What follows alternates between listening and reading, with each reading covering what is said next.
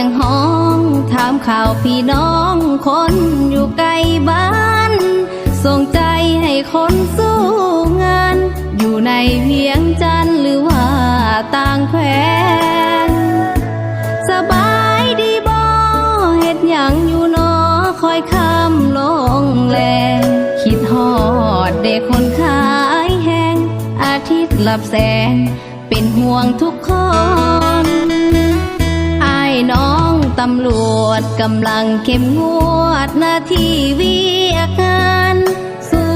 เด้อบ่าวสาวทหารที่เฮ็ดเวียกงานตากแดดตากฝนกองร้อนในบ้านโซเฟอร์โดยสารท่านหมอทุกคนพ่อค้าและคนยากจนจงสู้อดทนเพื่อวันข้างหน้าสาวให้สาวนาแดดกาขอให้พักผ่อนห่วงเจ้าบ่าวกำมากรยามนอนเจ้าคงเมื่อยล้าสาวนาไก่บ้านเมื่ออยู่ห้องงานตัดเย็บเสื้อผ้าบ่าวปั๊มน้ำมันทั่วหน้าห่วงทุกเวลาสาวเสิร์ฟอาหารขอฝากเสียงเพลงกล่อมบรรเลงคนอยู่ไกลถิ่นถ้าหากวันใดได้ยินให้หวนคืนถิ่นมายามเฮือนซานพ่อแม่พี่น้องคอยท่าสลองในวันสงกรานต์ตอนนี้ให้ทนสู้งานมือใดกลับบ้านคอยมวนน้ำกัน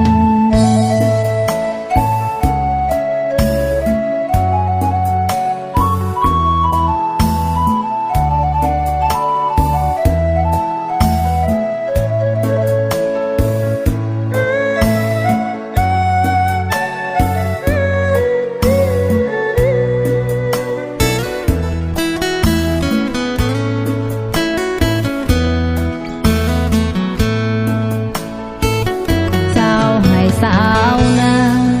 แดดกาขอให้พักผ่อนห่วงเจ้าบ่าวกำมากรยามนอนเจ้าคงเมื่อยล้า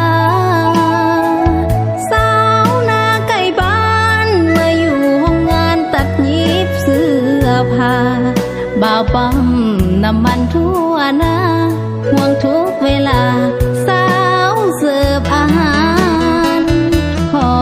ฝากเสียงเพลงกล่อมบรรเลงคนอยู่ไกลถิ่นถ้าหากวันใดได้ยินให้หวนคืนถิ่นมายามเฮือนซานพ่อแม่พี่น้องคอยท่าสลองในวันสงกรานต์ตอนนี้ให้ทนสู้งานมือใดกลับบ้านคอยมวนน้ำกัน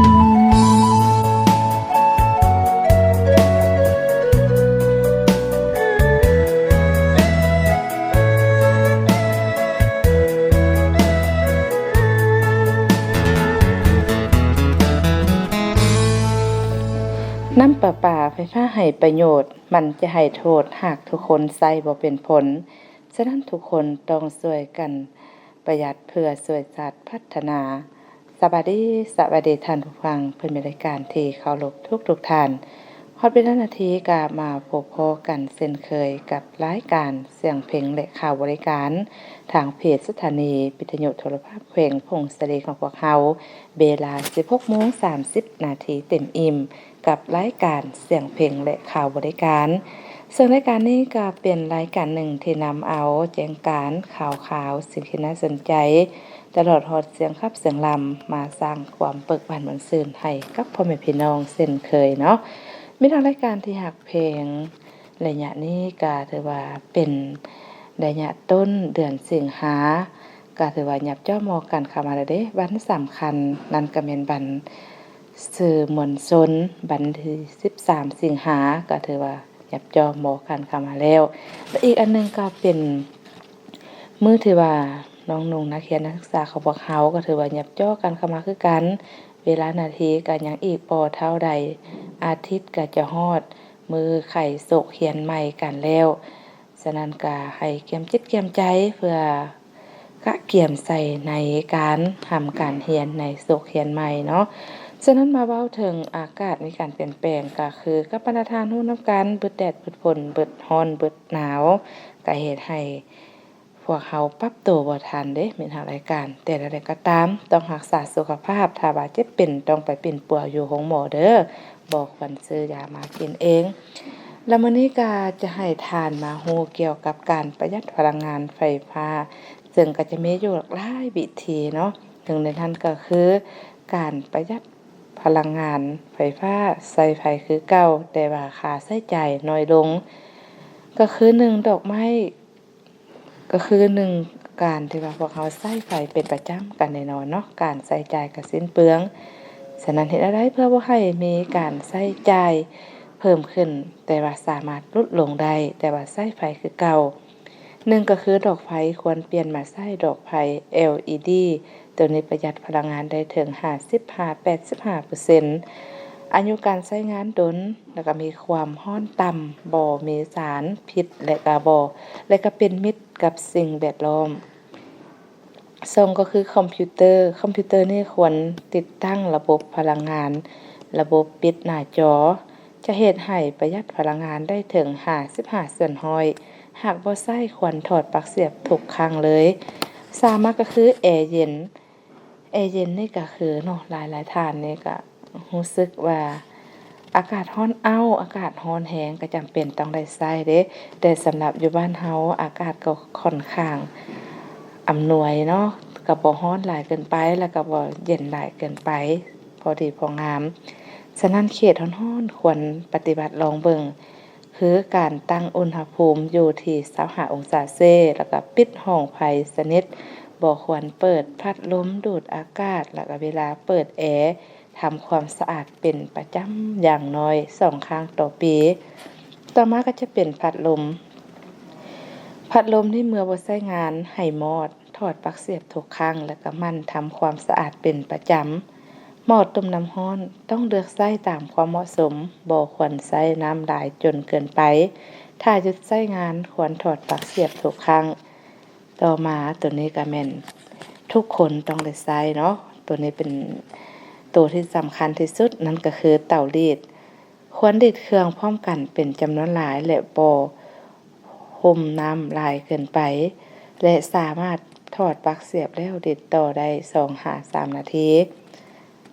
ซักเครื่องหรือว่าซักผ้าเนาะควรปรับโปรแกรมตามความเหมาะสมขนาดของผ้าและแช่ผ้าทุกครั้งก่อนซักจะเฮ็ดให้ผ้าสะอาดและซักเครื่องซักหรือว่าผ้าที่พวกเราซักก็จะบ่เฮ็ดเบียกหนักหลายเกินไปหรือเฉพาะแม่นเครื่องซักผ้าก็จะบ่เฮ็ดเบียกหนักเนาะเพราะว่าพวกเราแช่ไว้มันก็จะเฮ็ดให้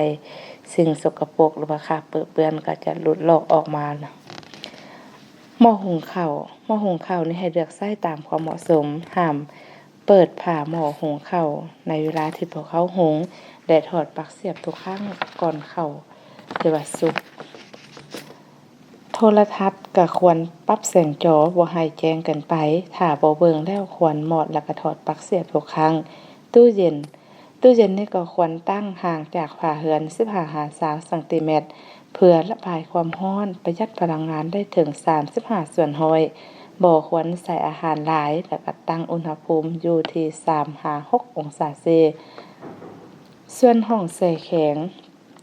ควรปรับอุณหภูมิอยู่ที่ -15-18 องศาเซลเซียสถ้าต้องเย็นกว่านี้ 1 องศาเซลเซียสเฮ็ดให้ไฟเพิ่มขึ้น 25% ตัวนี้ก็คือความเป็นห่วงเป็นใยจากผู้ดำเนินรายการเนาะนำมาฝากมาต้อนให้หลายท่านคงพบปัญหาการใช้จ่ายค่าน้ำค่าไฟแพงพวกเราจะเฮ็ดวิธีใดจะประหยัดแบบใดลองมาใช้วิธีที่ผู้ดำเนินรายการนำเสนอเบิ่งว่าการนำใช้พลังงานไฟฟ้าคือเก่าแต่ว่าค่าใช้จ่ายพัดน้อยลงเนาะแต่ก็จะปฏิบัติลองว่าจะได้ผลบ่สำหรับผู้ดำเนินรายการ ได้ปฏิบัติแล้วถือว่าได้ผลเกินคาดเลยเอาล่ะไปเปลี่ยนบรรยากาศม่วนซื่นกับเสียงเพลงกันก่อนแล้วจึงมาโอมาดมกันเติมเด้อ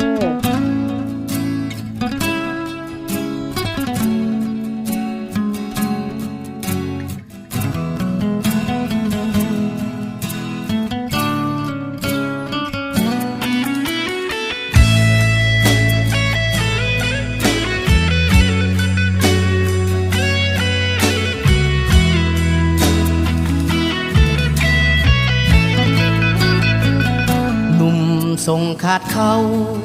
สาวเว้าบ่มีขี้มาเตะฝุ่นอยู่ลายังว่ากระเป๋าเงินแปรนอนเดึกตื่นสวยโดดไผเอาลองแม่ถ้าเอาเป็นผัวถูกแท้เสื้อแม่ผู้ชายพันนี้เทียบใส่ขี้มาได้ฟังเสียความหูสึกเทียบใส่พี่ลึกในโตหาดีบ่มีสาวตาบอดถึงโตอ้ายนี่แหละคนดีลองเอาเป็นแฟนเบิ่งตีสิหูพระเอกโตจริงเครื่องของนอกกายส่งเสื้อขาดมาหาใหม่สำคัญหัวใจวัดใจจริงหูความจริงบ่เที่ยวขี้โมปวดโตว่าโกโซยิงบ่หลอกพอกกิ้งเสื้อได้ผู้ชายพันนี้หนุ่มส่งขาดเขาสาวเว้าบ่มีขี้มาขอห้องเถิดนะสาวว่าถ้าบอกหูดีลาเอ้ยสาวเอ้ยบ่หูอย่าเว้าเสียดสีหนุ่มส่งขาดเขาคนนี้ถ้าเลือกสิบ่ผิดหวัง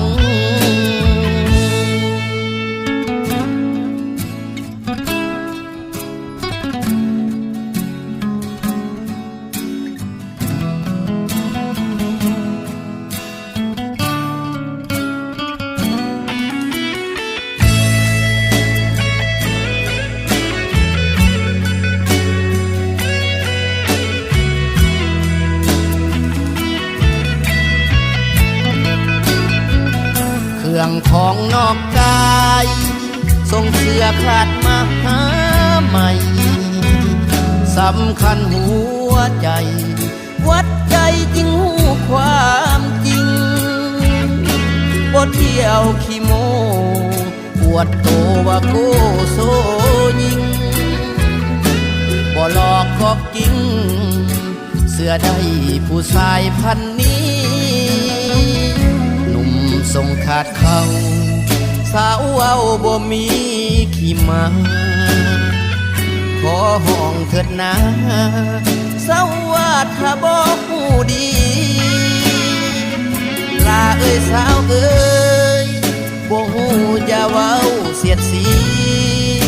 หนุ่มส่งขาดเขาคนนี้ถ้าเลือกสิบ่ผิดหวัง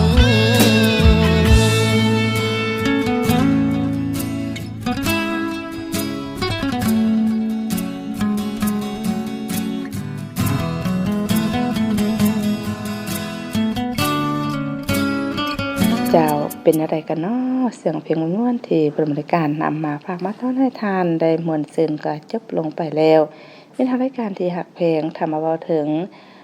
การที่ว่าพวกเขามีร่างกายที่ดีปากสะอาดดีแข็งแข็งแรงมันก็มีหลากหลายปัจจัยเนาะและพวกเขาสามารถปฏิบัติได้และก็เฮ็ดได้เป็นประจำทุกวันเลยตัวนี้ถือว่าเป็นกิจวัตรประจำวันของทุกๆคนทุกๆครัวเรือนต้องปฏิบัติได้เนาะฉะนั้นมาฮู้นำกันเลยว่าการที่ว่าพวกเขาปากสะอาดนี่ช่วยให้ความจำดีหรือว่าช่วยให้สมองมีความจำที่ดีขึ้นบ่ซึ่งหลายๆท่านคงจะบ่เข้าใจว่าเป็นหยังปากสะอาดจึงเฮ็ดให้ความจำดีฉะนั้น คนที่ว่าพวกเฮาดุมันรักษา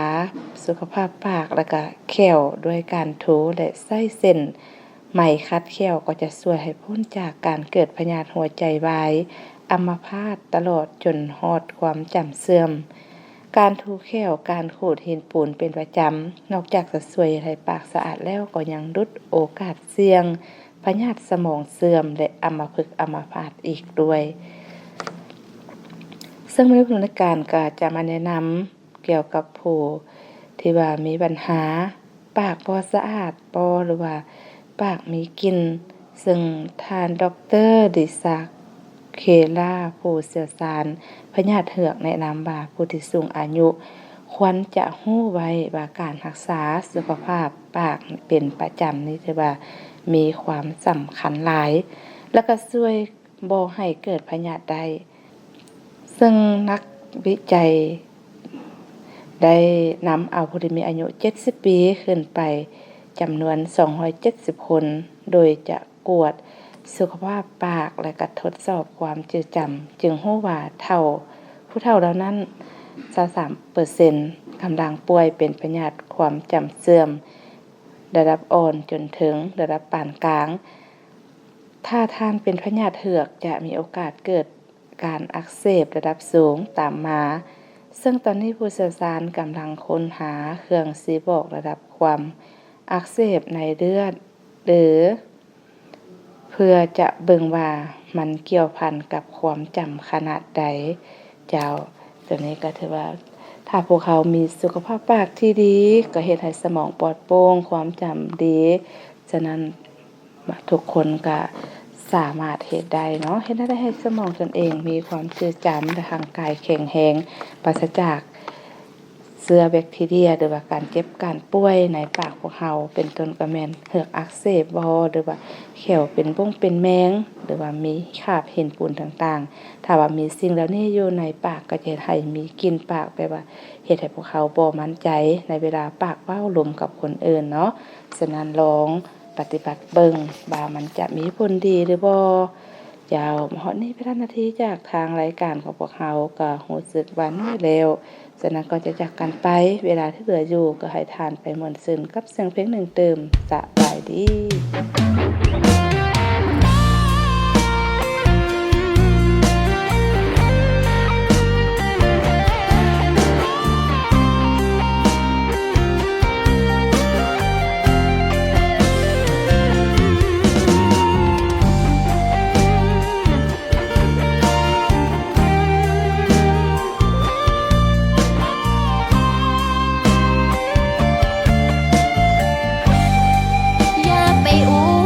ใจเลยอายค่าดองหลายเงินอายบ่พอแม่ของน้องบอกอายมาขอเงินบ่พอบ่มีหยังมาแต่งค่าดองแม่เว้าห้อยล้านคำ5 บาทหัวควายเป็นแรงความจริงแล้วมันบ่ได้แพงอีแม่เล่าลองใจซื่อเฮาได้ห่วมสร้างสากันแล้วบ่ให้ลาพิธีผิดทองบ่มีกะได้ดอกเงินค่าดองขอเพียง2ฮักกันก็พอน้องเชื่อว่าอายเฮ็ดได้บ่มีไผบ่นอกใจได้บ่เฮ็ดคัน5สุมมาแม่พอเงินเฮาพอจึงค่อยจัดงานเงินคำเป็นของนอกกายน้ำใจเป็นสิ่งสำคัญเฮาทั้งสองมีใจฮักกันบ่มีไผกีดกันฮักเฮาเรื่องฐานะนั้นบ่สำคัญหานำกันอดอ้อมถนอมเอาบ่เหนือความพยายามสองเฮาอดกินส้มจึงได้กินหวานเล่าพี่น้องจาก2-3 เท่าแต่งผ้าขาวเฮ็ดขวัญน้อยไปก่อนพอสิได้อุ่นใจก่อนนอนซ่อนคู่หมอนค่อยแต่งให้สู่บุญเฮาฮอดจึงได้เป็นแฟนเฮาแม่นสายแน่นจึงได้เป็นคู่ ย้อนบุญนำพามาสู่ ให้อายอยู่น้ำนองฮอดแก่